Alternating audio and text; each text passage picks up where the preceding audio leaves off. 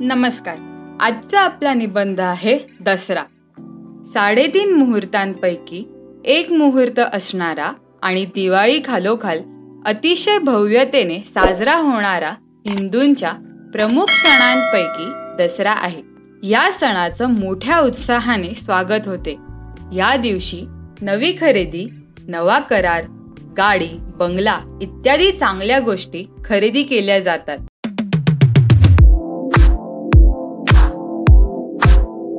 प्रत्येक वर्षी दिवाळीच्या आधी 20 दिवस हा सण येतो. देवीचे नवरात्र साजरे केल्यानंतर अश्विन शुद्ध दशमीला विजयादशमी साजरी करण्यात येते.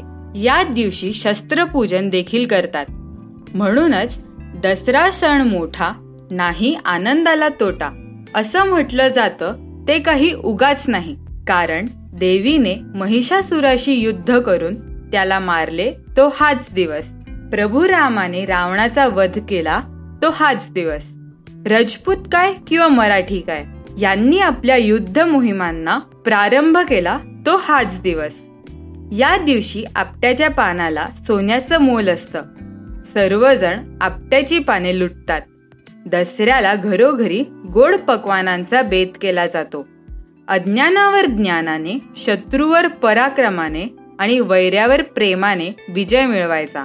आनंद, समाधान सोबत संपदा मिळवून आणायची.